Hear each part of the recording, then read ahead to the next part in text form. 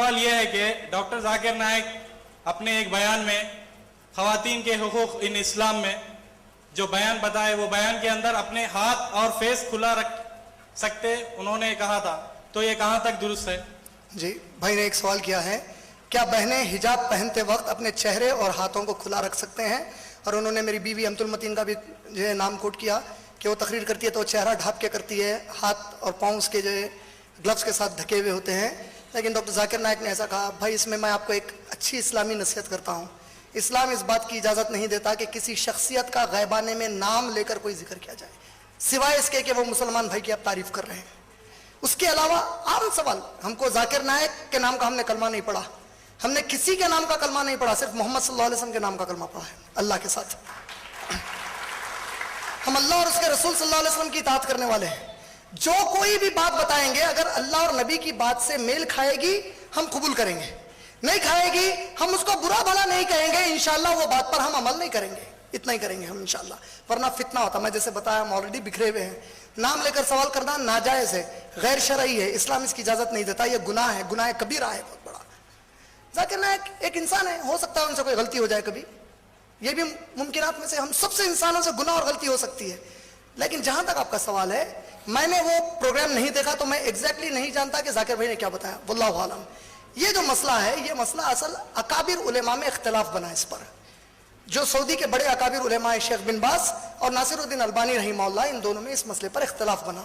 شیخ بن باز ڈھانکنے کے قائل تھے، شیخ البانی نے کہا اگر مسلم عورت چہرہ ڈھانکتی ہے بہت اچھی چیز ہے اس کے لیے، حالات فتنے کے ہیں، دور فتنے کا ہے، وہ جتنا اپنے آپ کو ڈھانک کر رکھے یہ بہت اچھی بات ہے. لیکن جب کوئی کہتا ہے چہرہ ڈھانپنا فرض یا واجب ہے، فرض یا واجب کا مطلب کیا ہوتا؟ قرآن اور حدیث کے دائرے میں کسی بھی چیز کو فرض یا واجب اسی وقت کہا جا سکتا ہے جب اس کا حکم اللہ ڈائریکٹلی دے یا احادیث میں ڈائریکٹلی آئے اور وہ نہ کرنے پر اس کا گناہ بتایا جائے. مثال کے طور پر اللہ کے نبی نے کہا ٹخنے کے اوپر کپڑا پہنو، اگر تم نہیں پہنو گے تو اللہ تم کو یہ عذاب دے گا. یہ واجب ہو گیا، کیوں؟ نہیں کرنے پہ حکم بتایا گیا کیا ہونے والا ہے. اس چہرہ ڈھانکنے کے تعلق سے واضح حکم نہیں آتا.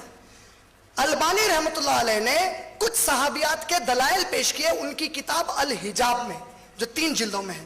اس میں انہوں نے بتایا کہ چند صحابیات اللہ کے رسول صلی اللہ علیہ وسلم کے زمانے میں بغیر چہرہ ڈھانکے آئے اور اللہ کے نبی نے ان سے نہیں کہا کہ چہرہ ڈھانک لو.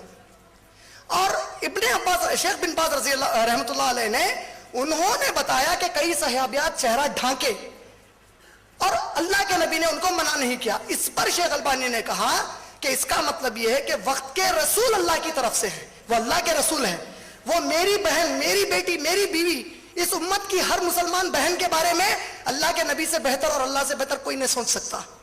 اللہ کے نبی کے سامنے جب چہرہ کھلا رکھ کر بھی آئے تو نبی نے نصیحت نہیں کی کہ ڈھانکو، اور ڈھانک کر آئے تو نہیں کہا کہ نکالو.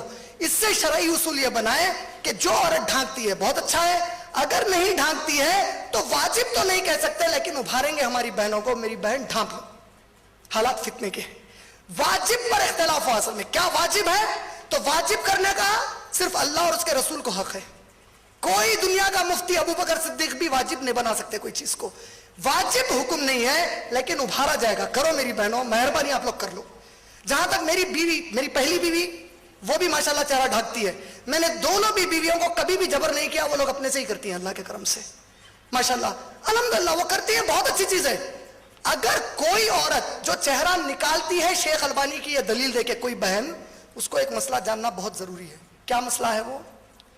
اگر چہرہ کھلا رکھا ہوا ہے، ہاتھ کھلے ہیں اور پاؤں کھلے ہیں اور ان ہاتھ پاؤں پر مہندی یا پینٹ لگا ہوا ہے، چہرے پر پاؤڈر ہے، ناک کی بالی لگی ہوئی ہے، تو قرآن کہتا ہے اب ڈھانکو اسے. اب فرض ہو گیا، واجب بھی نہ رہا. چہرے پہ پاؤڈر لگا ہے، سورہ نور سورہ نمبر 24 آیت نمبر 31 اللہ نے کہا زینت ڈھانکو. زینت کا معنی عربی میں کیا ہے؟